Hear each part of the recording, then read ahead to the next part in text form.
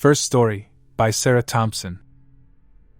It was an ordinary Tuesday evening in New York City, and I was on my way home from work. The subway was crowded as usual, and I squeezed into a packed car, standing shoulder to shoulder with strangers. As the train rattled through the dark tunnels, I noticed a man across from me who seemed out of place. He was dressed in a worn-out suit, his tie askew, and his eyes darted nervously around the train. What caught my attention the most was the fact that he was holding a small, antique-looking box. It was intricately carved, with strange symbols etched into the wood. I couldn't shake off the uneasy feeling that the man was watching me. Every time I glanced in his direction, our eyes would meet, and a shiver would run down my spine. Trying to dismiss my paranoia, I turned my attention to my phone, pretending to be engrossed in a game. The train suddenly screeched to a halt, the lights flickered, and a cold wind swept through the subway car. Panic rippled through the passengers as the lights went out completely, plunging us into darkness. Murmurs of confusion filled the air. In the blackness, I heard a soft, sinister whisper. It was the man with the box. He muttered strange incantations that sent a chill down my spine. Panic gripped me, and I fumbled for my phone, using its dim light to navigate the darkness. As the lights flickered back on, the man was gone. The subway resumed its journey as if nothing had happened. I couldn't shake off the feeling that something otherworldly had transpired in those dark moments. The strange symbols on the box haunted my thoughts. Days passed, and the incident became a distant memory. However, every time I took the subway, I couldn't help but glance around nervously, wondering if the man with the mysterious box would reappear. It was a chilling experience that left me questioning the thin line between reality and the unknown in the heart of the city that never sleeps. Second story, by Michael Rodriguez. It was a sweltering summer night in Manhattan, and I found myself walking alone through the deserted streets of the financial district. The city that usually buzzed with life during the day had transformed into an eerie, almost ghostly landscape. I had just finished a late shift at the office, and fatigue weighed heavily on my shoulders. As I approached an alley between two looming skyscrapers, a chilling wind swept through the narrow passage. I hesitated for a moment, my instincts warning me that something was amiss. But I pressed on, dismissing my unease as a byproduct of exhaustion.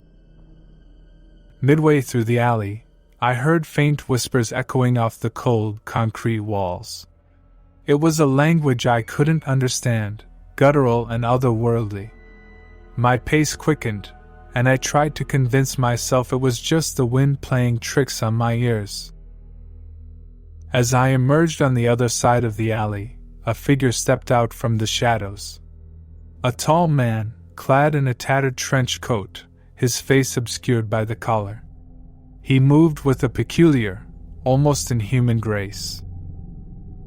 "Late night for a stroll, isn't it?" he rasped, his voice sending shivers down my spine. I mumbled a quick response, trying to keep my distance. Without warning, the man's gaze intensified, and he began recounting details of my day. Things he shouldn't have known. Panic set in as he spoke of personal moments only someone close to me could be aware of. In a desperate attempt to escape, I bolted down the deserted streets, the mysterious man's laughter echoing behind me. I dared not look back, fearing what I might see. Days later, I couldn't shake off the feeling of being watched. Strange occurrences became a daily routine, a glimpse of a shadowy figure in a crowd, whispers in a language I couldn't place. The city I once knew as vibrant and welcoming had become a labyrinth of paranoia and fear.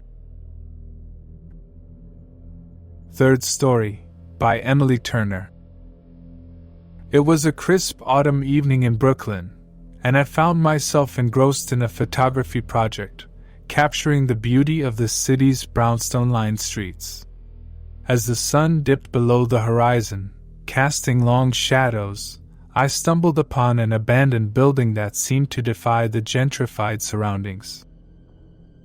Intrigued, I approached the dilapidated structure, my camera in hand.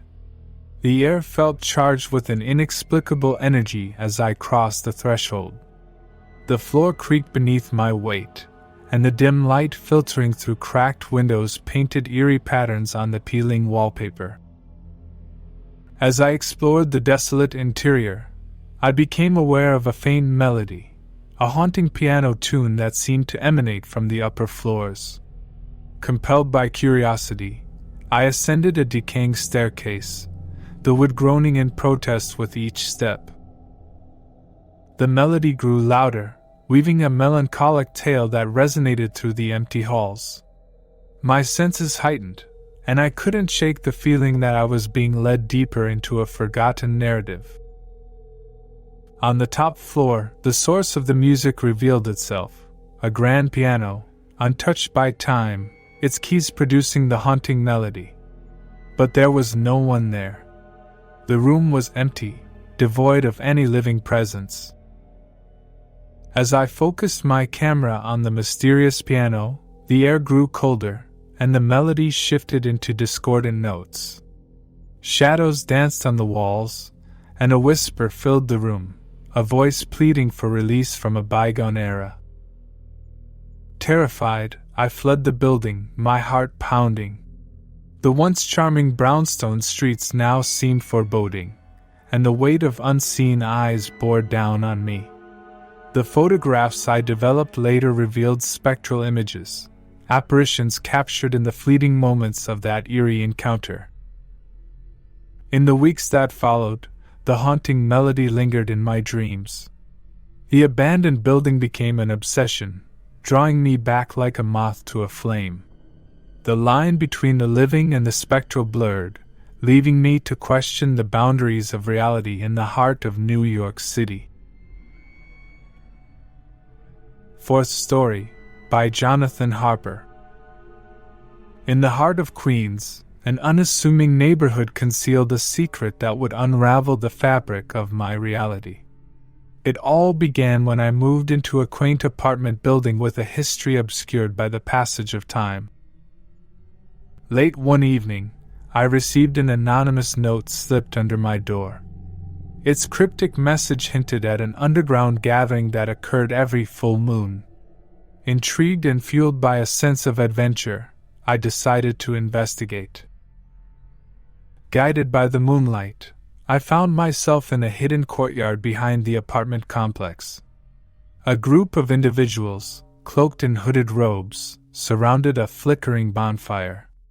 Their chanting filled the air, and the atmosphere pulsated with an inexplicable energy. As I watched from the shadows, the participants began a ritual that defied comprehension. Symbols were drawn in the dirt, and an ancient language resonated through the night.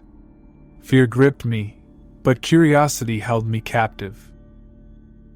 Suddenly, the flames rose higher, casting grotesque shadows on the courtyard walls. The air became thick with an otherworldly presence, and I felt an unseen force tugging at the edges of reality. A figure emerged from the shadows, an enigmatic woman with piercing eyes that seemed to pierce through my soul.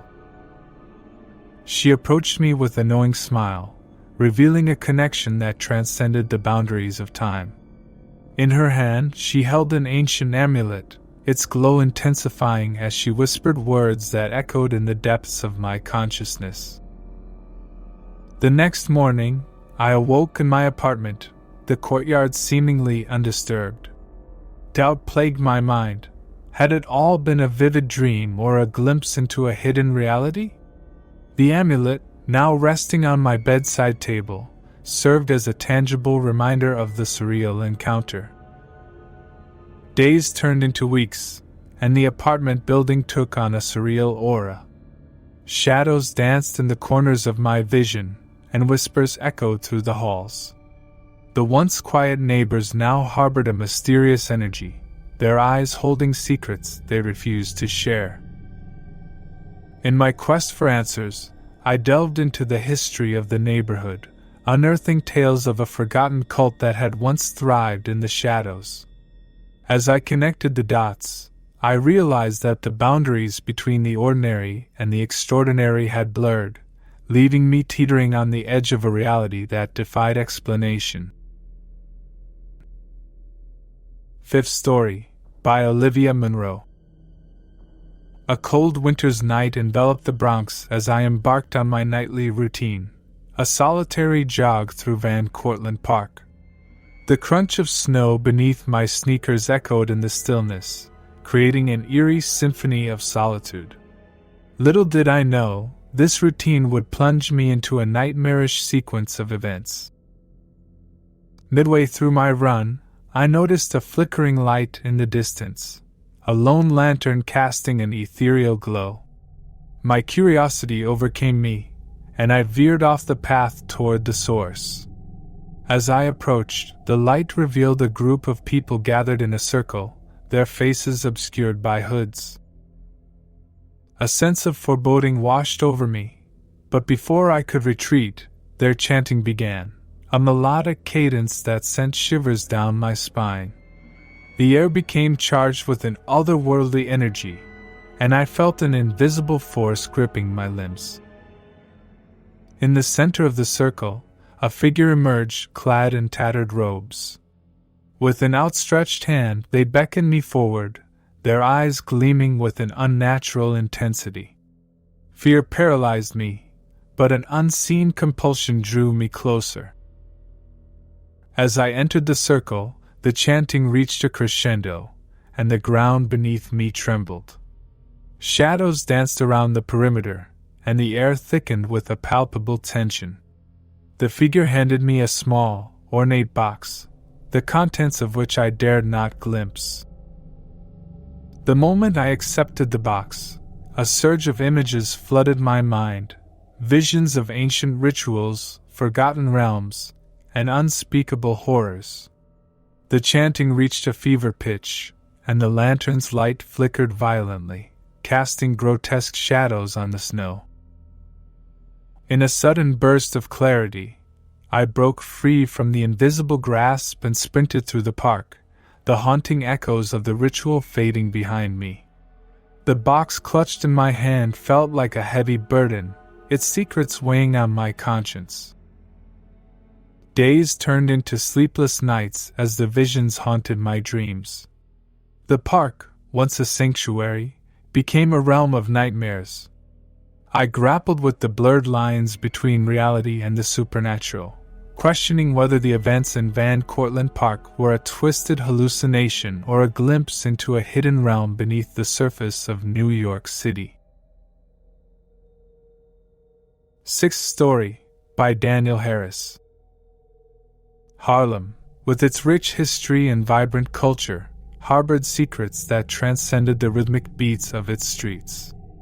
It was on a sultry summer night that my perception of this iconic neighborhood would be forever altered. I found myself in an old jazz club, its neon sign flickering with nostalgia. The smooth tunes of a saxophone enveloped the dimly lit space, drawing me in like a moth to a flame. The air was thick with the scent of aged leather and cigar smoke as I settled into a worn-out chair. As the music swayed through the room, I noticed a mysterious figure in the corner, a man clad in a fedora, his face obscured by shadows. His gaze locked onto mine, and a chill ran down my spine. The atmosphere shifted, and the once lively club became a stage for something inexplicable. The man in the fedora approached, his footsteps syncing with the rhythm of the saxophone. He handed me an antique coin, its surface adorned with symbols that whispered of an ancient power. His voice, a low and gravelly timbre, spoke of a forgotten pact between the city and entities that thrived in the shadows. As the night wore on, the club transformed into a surreal realm where reality and fantasy collided. The jazz notes took on a discordant quality, and patrons morphed into spectral entities, their movements synchronized with an otherworldly dance. In a trance, I followed the man in the fedora through secret passages beneath the club, emerging into a hidden chamber adorned with arcane symbols. The air buzzed with an energy I couldn't comprehend, and the walls seemed to pulsate with a heartbeat that echoed through the ages.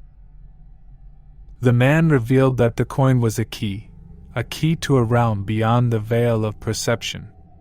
As I hesitated, torn between curiosity and fear, he uttered an incantation that shattered the boundaries of reality. The room distorted, and I found myself standing on the edge of a precipice between the known and the unknowable. Days turned into a blur as I grappled with the consequences of that fateful night. The jazz club vanished, leaving behind only fragments of a dreamlike encounter. The coin, now a relic of the extraordinary, served as a constant reminder that the line between the mundane and the mystical in Harlem was thinner than I could have ever imagined. Seventh Story, by Rachel Bennett. In the heart of Staten Island, where the bustling cityscape gave way to sprawling suburbs, I encountered a series of events that defied logic and reason. It all began when I stumbled upon an old bookstore nestled between two unassuming buildings. Intrigued by the dimly lit interior, I entered the shop, its shelves stacked with dusty tomes that seemed untouched by time. The air was thick with the scent of ancient parchment, and the creaking floorboards echoed with each step. As I browsed, a peculiar book caught my eye, an ornate leather-bound volume, its cover adorned with a lock that seemed to beckon me. Unable to resist the mysterious allure, I purchased the book and took it home. As night fell, I opened the lock and began reading the pages filled with cryptic symbols and arcane illustrations. The room seemed to pulse with an otherworldly energy as I delved into the forbidden knowledge within. With each passing chapter, the lines between reality and fantasy blurred. Unseen whispers echoed in the stillness of the night, and shadows danced on the walls. I became consumed by the ancient secrets contained in the book, unable to break free from its captivating grasp. One evening, as the moon cast an eerie glow over Staten Island, I heard a knock at my door. A hooded figure stood on the threshold, their face obscured by darkness. They spoke in a language that resonated with the book's forbidden contents, and a chill ran down my spine as they revealed knowledge about my innermost fears and desires. The figure handed me a small vial containing a luminescent liquid, a potion said to reveal hidden truths. Unable to resist the temptation, I consumed the elixir, and the room twisted and contorted as a spectral realm unfolded before my eyes. In this ethereal space, I confronted manifestations of my deepest fears and regrets. The hooded figure guided me through a labyrinth of the subconscious, forcing me to confront the shadows that lurked within. As the journey unfolded, the boundaries between the real and the surreal became indistinguishable. When I awoke the next morning, the bookstore had vanished, leaving only an empty space between the buildings. The mysterious book, now sealed once again, rested on my bedside table. The hooded figure was gone, but the haunting whispers lingered, a constant reminder that the suburbs of Staten Island held secrets that transcended the ordinary. Eighth Story, by Benjamin Taylor. In the heart of Greenwich Village, where the eclectic mix of art and bohemian culture thrived, I stumbled upon an art gallery that stood out from the rest. Its entrance, an unassuming door sandwiched between two cafes, beckoned with an enigmatic allure. As I stepped into the gallery, the air seemed to hum with creativity, and an indefinable energy. The walls were adorned with avant-garde paintings, each canvas telling a story that transcended the boundaries of conventional art. A sense of unease settled over me as I studied the surreal scenes depicted in vibrant strokes. One particular painting held my attention, a mesmerizing portrait of a woman with eyes that seemed to follow my every move. The artist, a mysterious figure known only as S. Aurelius, was said to be a recluse who never revealed their identity. Intrigued by the enigma surrounding the painter, I delved into the world of Greenwich Village's artistic underground. Days turned into weeks as I immersed myself in the eccentric subculture. I attended secret art gatherings in dimly lit studios and spoke with those who claimed to have encountered S. Aurelius. Whispers of a forbidden masterpiece circulated, the pinnacle of the artist's work that delved into the realms of the supernatural. One fateful night, I received an invitation to a clandestine exhibition showcasing S. Aurelius's elusive masterpiece. The location, a hidden loft atop a centuries-old building, exuded an air of anticipation. As I ascended the creaking stairs, the air grew thicker with an unseen force. The loft, bathed in the glow of flickering candles, housed the masterpiece, a portrait that seemed to breathe with a life of its own. The woman's eyes, the same from the painting that had initially captivated me, now glowed with an ethereal light. The audience stood in silence as the room pulsated with an otherworldly energy. As the night unfolded, the boundaries between art and reality blurred. Spectral figures emerged from the canvas, dancing and twirling in a surreal ballet. The loft itself seemed to shift and contort, becoming a transient space where the supernatural and the tangible intertwined. In the midst of the spectral performance, S. Aurelius materialized, a hooded figure with a paintbrush that seemed to conjure existence itself. The artist spoke of a pact with unseen forces, of a canvas that bridged worlds and captured the essence of the ethereal. As the night reached its climax, the loft transformed into a realm of impossibility. Reality itself seemed to bend, and I questioned the nature of the world I thought I knew. When the last echoes of the supernatural performance faded, the loft returned to its ordinary state, leaving me with the lingering uncertainty of whether what I witnessed was an elaborate illusion or a glimpse into a dimension beyond Greenwich Village's bohemian facade. Ninth Story, by Isabel Martinez. Brooklyn, with its trendy neighborhoods and artistic hubs, concealed a hidden underbelly that revealed itself to me on a rainy autumn evening. I was drawn to a small bookstore tucked away in Williamsburg, its weathered sign bearing the cryptic name, Labyrinth of Lore. The proprietor, an elderly woman with piercing blue eyes, welcomed me into the dimly lit store. The shelves were lined with dusty volumes, each seemingly untouched by the passage of time.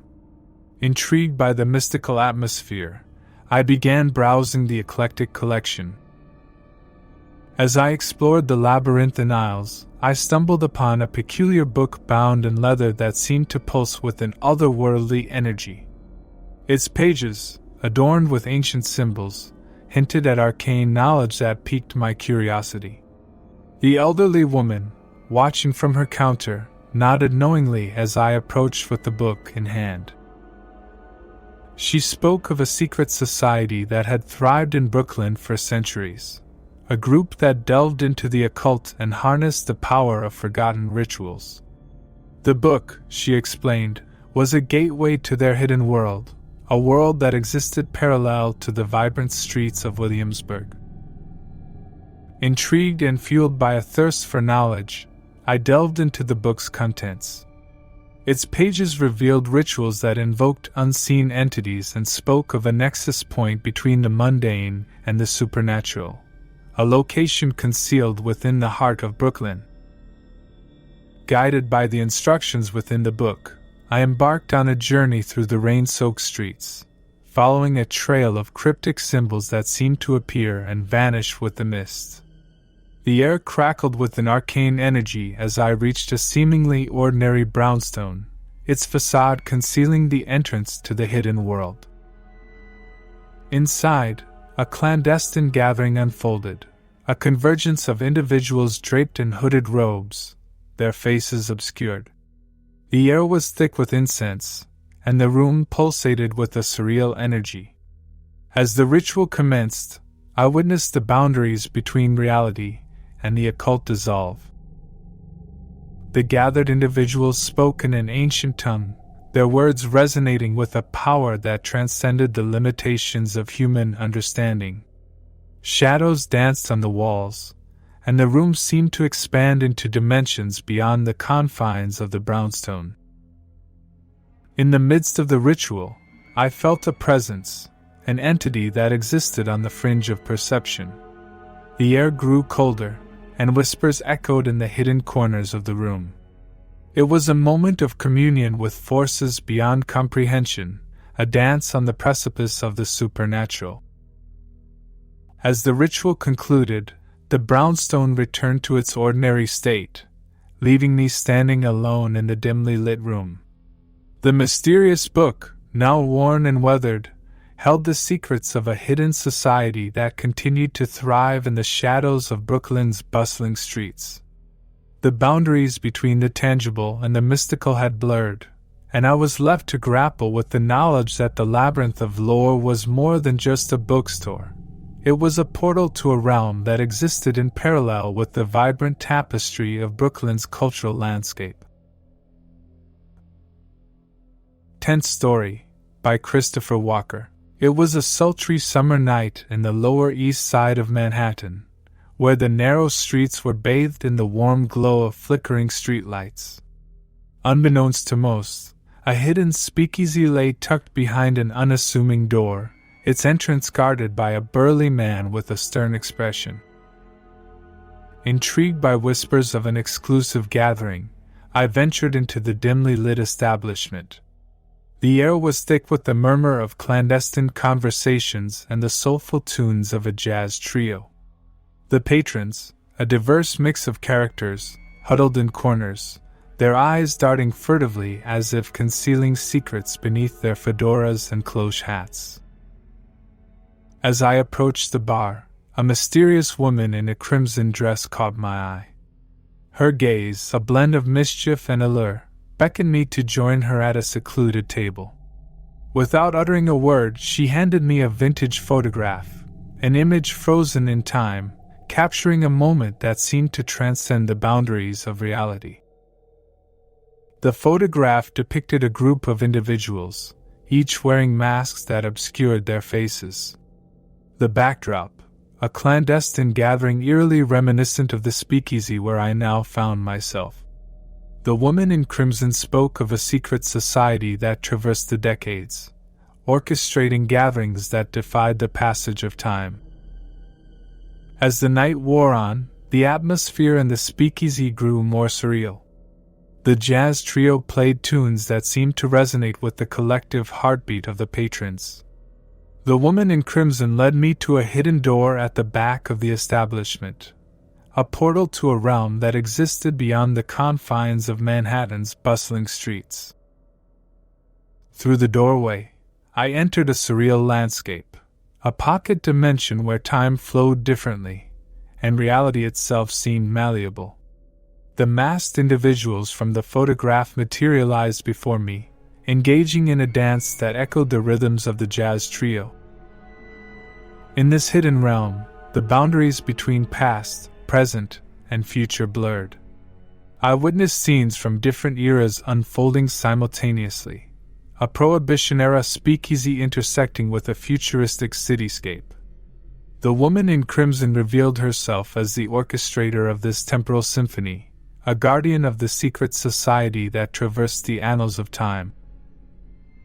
As the night reached its zenith, the masked individuals gathered around me, their movements synchronized with an ethereal rhythm. The woman in crimson whispered incantations that resonated with the echoes of centuries. Reality itself seemed to shudder, revealing glimpses of the world beyond the veil. Suddenly, I found myself back in the speakeasy, the jazz trio playing their final notes. The patrons, seemingly oblivious to the temporal journey I had experienced, continued their conversations as if nothing had occurred. The woman in crimson, now at the bar, raised her glass in a silent toast before disappearing into the shadows. Days turned into weeks, and the memory of that surreal night lingered, haunting my thoughts. The vintage photograph, now a relic from a journey through time, served as a tangible reminder that the Lower East Side harbored secrets that transcended the ordinary. The speakeasy, a doorway to a hidden realm, continued to operate in the shadows, its existence known only to those who dared to venture beyond the veil of Manhattan's temporal tapestry. And so, the stories woven into the fabric of New York City, each unique and unsettling, revealed that beneath the surface of the familiar, the extraordinary lurked, a city that held secrets, mysteries, and enigmas that defied the boundaries of reality itself. Thank you for sticking with us through the whole video. Also, I recommend you this video you see on screen, one of the scariest on my channel. If you haven't already, don't forget to subscribe and like this video. This helps me bring you more thrilling content every day. If this video sent shivers down your spine, let me know in the comments.